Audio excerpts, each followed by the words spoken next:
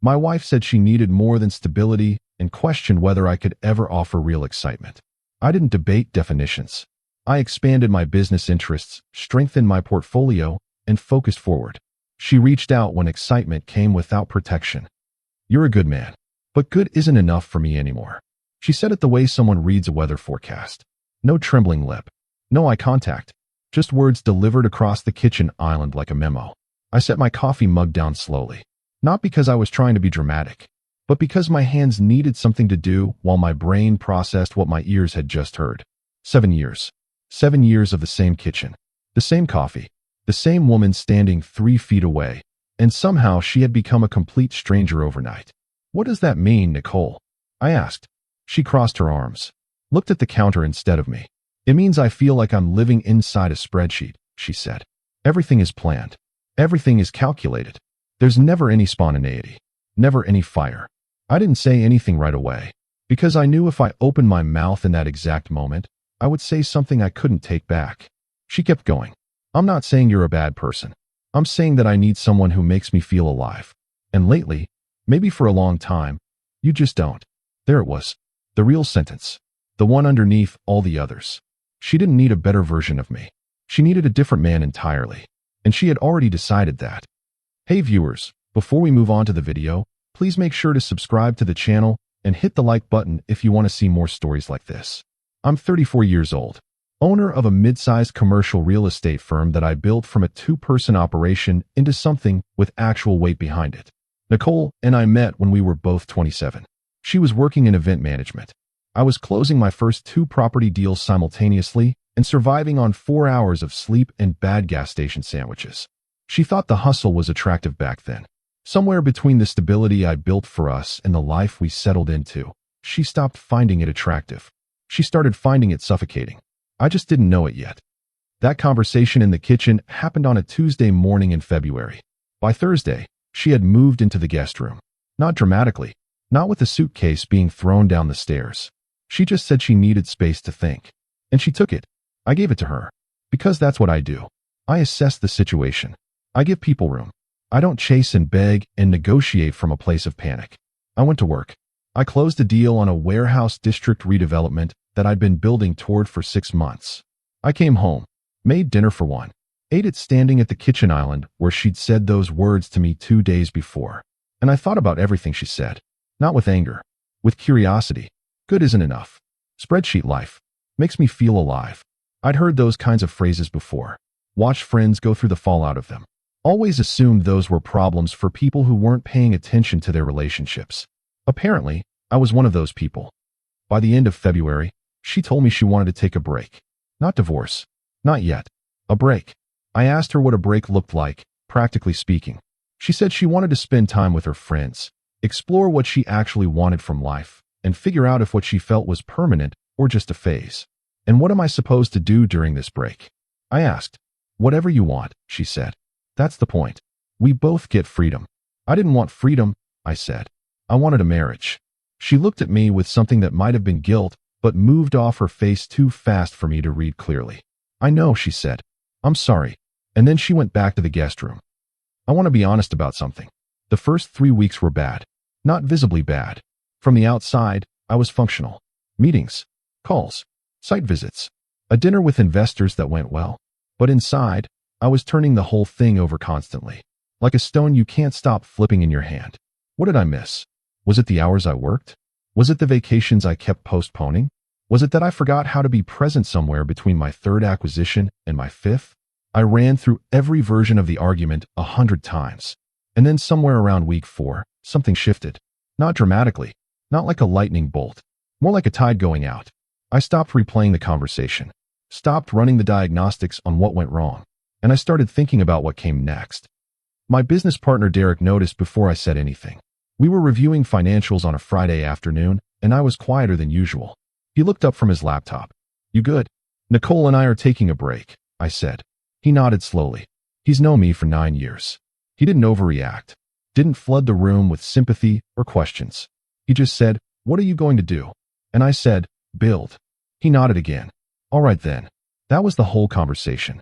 Which is exactly why Derek is one of the few people I actually trust.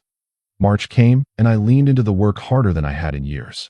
Not as an escape, not as denial, but because I genuinely had clarity I hadn't felt in a long time. When you're in a marriage that's quietly failing, there's an ambient noise to it. A low hum of tension you eventually stop noticing because it becomes the background. When Nicole moved into that guest room, the noise stopped. And in the silence, I could think straight. I had been sitting on 2 potential acquisitions that I'd been dragging my feet on because the timing felt uncertain. I revisited both, did the numbers, had the conversations. By mid-March, I had signed letters of intent on both properties. I also started diversifying into something I'd been curious about for years, but never prioritized: logistics infrastructure. A friend had been nudging me toward a warehouse-to-distribution conversion opportunity on the edge of the city. I finally took the call. Then I took a second call, a third. By April, I had 3 new active projects in motion and a portfolio that looked measurably stronger than it had 12 months ago. I also ran a half marathon. Not because I was trying to reinvent myself in some cliched post-breakup way. I did it because I had started waking up at 5:30 with energy and nowhere to put it. Nicole and I texted occasionally. Practical things. Bills. The car registration. Whether the cleaning service should still come on Wednesdays. She was staying with her friend Camille for a few weeks, then moved into a short-term rental near the Arts District. I asked her once, around the 2nd month, if she was doing what she needed to do. She said yes. I said good. And I meant it. Not sarcastically. Not bitterly. I genuinely meant it. Because whatever was going to happen between us, whether we repaired it or ended it, I didn't want her to come back because she had nowhere else to go. I wanted her to come back because she chose to. Or not come back at all. Those were the only 2 acceptable outcomes. April turned into May. I hired 2 new people. Promoted 1 person who had been waiting too long for it. Restructured our internal review process in a way that cut our average closing time by nearly 3 weeks. Derek said I was moving like a man with something to prove. I told him I wasn't proving anything to anyone. I was just finally doing the things I should have done earlier. He looked at me sideways. What's the difference? Direction, I said. One looks back. The other looks forward. He thought about that for a second. Fair enough. I didn't date anyone during those months. Not because I was waiting for Nicole. Not because I was pining or hoping. But because I genuinely had no interest in filling my time with distraction. A couple of people reached out. Mutual acquaintances. Someone Derek knew who apparently thought we'd get along. I thanked everyone politely and declined. My life had enough moving parts. Adding an emotionally complex new variable while I was restructuring everything else felt like the kind of decision that makes good stories and terrible outcomes. I'd seen enough of those. In June, I got a message from Nicole that was different from the usual practical ones. It said, "Can we talk?" Not about logistics. About us. I replied, "Sure." When? She said, "This week if possible." We met at a coffee shop near the old neighborhood. Neutral ground. Her idea. She looked good. She'd cut her hair slightly shorter. She was wearing something I hadn't seen before. She looked like someone who had been living a different life. Which, of course, she had. We ordered. Sat down. And she looked at me for a long moment before she spoke. "How are you really?" she asked. "Good," I said. Genuinely. She seemed slightly surprised by that. Like she had expected something else. "You look different," she said. "Different how?" "I don't know. More settled. But not in the old way." I didn't know exactly what she meant, but I didn't push her on it. "How are you?" I asked. She looked at her cup. "Complicated." "Okay. I've been thinking about a lot of things," she said. "About what I said. About what I wanted. About whether I was being fair." "I'm listening." She looked up. "Were you angry?" "When I said what I said." I considered the question honestly. "For about 2 weeks," I said. "Then not really." "Not really," she repeated. "I understood what you were saying. I didn't agree with all of it. But I understood the feeling." She was quiet for a moment. "What do you think you would have done differently?" she asked. "If you'd known how I felt earlier." I thought about it. I probably would have listened better. Created more space for spontaneity instead of treating every weekend like a logistics problem. I paused. "But I don't think I was as absent as you believed I was." "No," she said quietly. "You weren't." It was the first honest concession I'd heard from her in months. We talked for almost 2 hours. Not about reconciliation. Not about a plan. Just about what happened and why and what both of us had felt and not said for too long. When we left, she hugged me briefly outside the coffee shop. And then she went one direction and I went the other. The summer moved. I finished the first conversion project and it came in better than projected. The The second acquisition closed without issues. The logistics infrastructure deal was turning into something real, a potential partnership with a regional distribution company that would have been completely out of reach 18 months earlier. Derek kept telling me to slow down, not because I was making mistakes, but because I hadn't taken a single day completely off since February. "You're going to burn out," he said. "I'll take time when the timing is right," I said. That's what people who burn out always say. He wasn't wrong. So I booked a week in Portugal. Solo. Last minute. I left on a Thursday and came back the following Thursday with better color and a slightly clearer head. I also had 3 new ideas written in a notebook that I'd bought at a market in Lisbon. Derek shook his head when I showed up to the office on Friday. "A week in Portugal, and you came back with homework." "It's not homework," I said. "It's opportunity." "Same difference to you." "Maybe." August came and Nicole went quiet for a few weeks. I noticed, but didn't reach out. Whatever she was working through, she needed to work through it in her own time. I wasn't going to become someone who tracked the gap between her messages. Then in late August, I heard something through Camille, who had a complicated loyalty to both of us and ended up in the middle through no fault of her own. Nicole had been seeing someone. Casually, apparently. Someone in the arts district crowd she'd fallen into. His name was Felix. Photographer. Freelancer. Known for being interesting at parties and unpredictable in most other respects. Camille didn't tell me directly.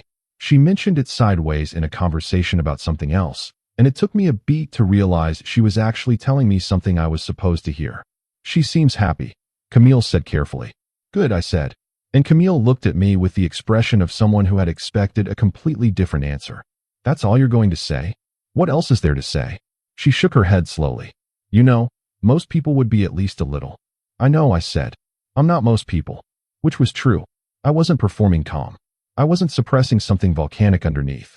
I genuinely felt a kind of settled indifference that surprised even me. She wanted excitement. She found excitement. That was actually the outcome she had asked for. I wasn't going to spend energy being wounded by the very thing she had told me she needed. September arrived. I closed the logistics partnership. Formally.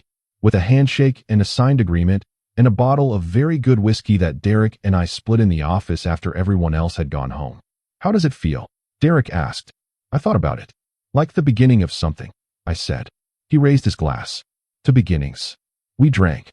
And for the first time in months, I sat still for a full 20 minutes without reaching for my phone or thinking about the next item on the list. Just sat. Felt the weight of what I'd built. Let it settle.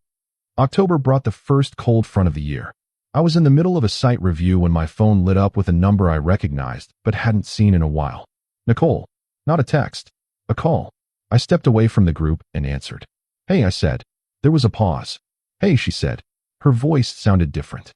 Tighter. Like she was holding something in place. "You okay?" I asked. Another pause. "Not really," she said. "Can we talk?" "In person?" "Yes. Please." We met that evening at the same coffee shop from June. Same seats, almost. She looked different this time. Not bad. But something in her posture had changed. The lightness from June was gone. There was something behind her eyes that I recognized from years past. The look she got when something had gone wrong, and she was still processing whether to admit it. She wrapped both hands around her cup. "Felix and I are done," she said. "I'm sorry," I said. And I meant it in the neutral way. Not with satisfaction. Not with performance. "It's fine," she said quickly. "That's not really why I wanted to talk." She looked at the table. "I made a mistake," she said. "With Felix. In general." She paused. "I was careless about something. And now I'm dealing with consequences I wasn't prepared for." I waited. She looked up at me. "I didn't ask Felix about anything before we were together. I just assumed. And that was stupid." I kept my face still. "What kind of consequences?" I asked carefully. She shook her head. "Health stuff? Nothing permanent. But I'm dealing with it. And it's been a lot to manage alone." I nodded slowly. I wasn't going to make her explain more than she was willing to. I could understand the shape of what she was telling me without forcing her to draw each line explicitly. "Are you getting the care you need?" I asked. "Yes," she said. "I started already. I have a doctor. It's manageable.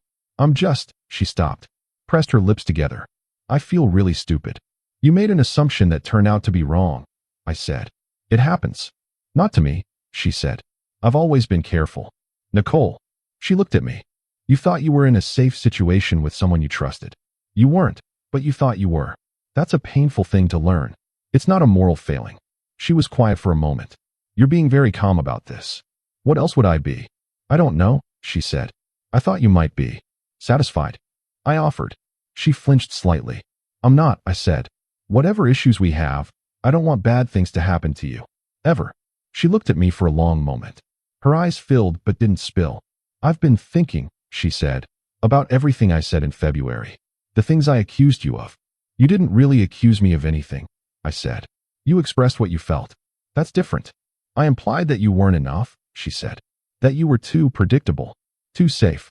That being with you was somehow less than being out in the world finding something more interesting. She paused. And then I went and found something interesting, and it came with a cost I wasn't expecting. The two things aren't necessarily connected, I said. The excitement you wanted in the situation with Felix. That's not the universe punishing you for wanting more. That's just what happened. You don't have to defend my choices for me. I'm not defending them. I'm putting them in accurate proportion. She was quiet.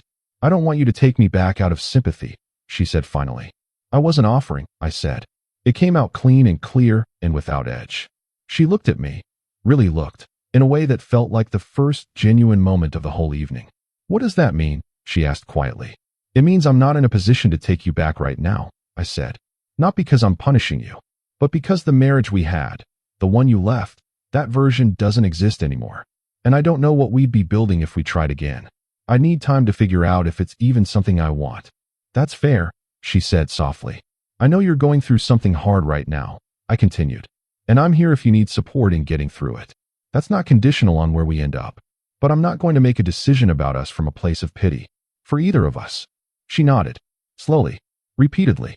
Like she was absorbing each word at its own pace. When did you get this clear? She asked. February, I said. The day after you said what you said. We talked for another hour. About the practical things. The house. The remaining logistics of our separation. Things we'd been circling around for months. She asked if I was seeing anyone.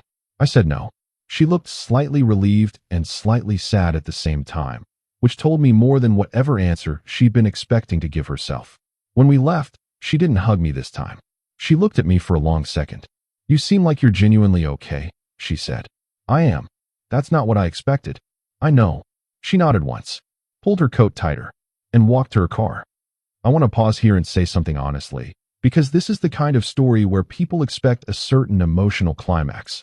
The moment where everything falls into place and the narrator either breaks down or delivers the knockout line. That moment didn't come. What came instead was quieter. It was a Thursday night in late October, weeks after that conversation with Nicole. I was at my desk finishing a review document when I looked up from my screen and noticed that I felt nothing dramatic, just steady, like the ground under my feet had been soft for a long time and somewhere without my noticing, it had gone solid. The work was real. The portfolio was real. The forward motion was real. None of it was performed for an audience. Not for Nicole. Not for anyone who might be watching and waiting to see how I responded to being left. It was just what I built when I finally had full control of my own direction. Camille reached out a few weeks after my conversation with Nicole. She asked how I was doing. I told her fine. Honestly, she said Nicole was doing better. Health situation being managed. Starting therapy. She talks about you a lot, Camille said. She shouldn't, I said. She should be talking about herself. She is. But you come up. I didn't ask how. It wasn't my business. She made her choices, I said. I made mine. Both of us are dealing with what followed. That's just life. You're very philosophical about it. Not philosophical, I said. Just done processing. Camille was quiet for a moment. Do you think you'll ever? I don't know, I said. And I'm comfortable not knowing. That's the honest answer. She accepted that. December. The logistics partnership had its first major operational milestone. A distribution deal that, on paper, made the acquisition look considerably smarter than anyone outside our office had initially believed. Derek sent me a message at 7 in the morning that just said, told you. Which, technically, he hadn't. But I let him have it. I was in the office by 8:30 and spent the morning in a video call with the distribution partners going over Q1 projections. At lunch, I walked to a restaurant 2 blocks away and ate by myself, reading through a proposal someone had sent me about a potential coastal property investment. I'm a person who has always been comfortable eating alone. Nicole used to find that strange. Said it seemed lonely. I always thought it seemed clear. Just you and your thoughts. No performance of conversation. No maintenance of dynamic. Just quiet. I ordered dessert. ate it slowly, watched people move past the window on the street outside, and thought about the year I'd just come through. February's conversation, the guest room, the break, Portugal, the logistics deal, the October coffee shop, Nicole's face when I told her I wasn't offering to take her back. Every piece of it had felt enormous in the moment. Looking back, it felt like a corridor, just a space you move through to get somewhere else.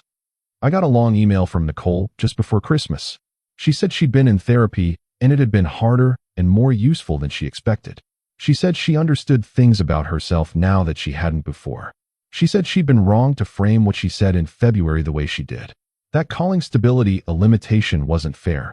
That what she was actually feeling was a version of restlessness she'd carried for years, long before us. And instead of sitting with it honestly, she'd aimed it at me. She said Felix hadn't been what she thought he was. Not because he was a bad person, but because she'd projected onto him exactly what she'd accused me of not having. She said she missed me, not the marriage as it was, but me, the actual person. She asked if I'd be willing to talk sometime in the new year. Not with any expectation, just to see where we both were. I read the email twice. Then I closed my laptop and went to bed. In the morning I read it again. I wrote back. I said, I'm glad you're doing the work. It sounds like it's real, not surface level, and that matters. I'd be willing to talk in the new year. Not with a goal in mind, just to talk. Take care of yourself. I sent it. Went to work. January. A new year. The portfolio looked strong going into it. 3 active deals, 2 pipeline opportunities, and the logistics partnership running smoothly. I also, and I mentioned this without drama, started a night course on urban planning policy. Something that had always interested me at the edges of my work and that I'd never made time for. 2 evenings a week. Small classroom. Interesting people from different industries. A professor who knew his material and didn't waste anyone's time. I went to the first class and came out thinking about 3 things I'd never considered before about the way commercial development interacts with municipal zoning timelines. It was the most engaged I'd been in a classroom setting since my 20s. Nicole and I met for lunch in mid-January. Not the coffee shop this time. A restaurant near the business district that was a bit more her speed. She looked better than October. The tightness was gone. She seemed like she was standing at her full height again. We talked for nearly 3 hours. About the therapy. About what she'd understood about her own patterns. About what she thought she'd been running toward with Felix, and how quickly she'd learned that the thing she was chasing wasn't a person. It was a feeling she was trying to recreate from a younger version of herself. I thought excitement meant chaos, she said. I thought safety meant stagnation. I put you in the stagnation category and didn't check whether that was actually true. Was it? I asked. She thought about it. No, she said. You're not stagnant. You never were. You're just not chaotic. And somewhere I decided those 2 things were the same. They're not. I know that now. She looked at her plate briefly. I read an interview once with someone who said they left a stable partner because they were bored, and 10 years later they said the stability was the love. They just couldn't see it in the middle of it. She paused. I think about that a lot. I didn't say anything for a moment.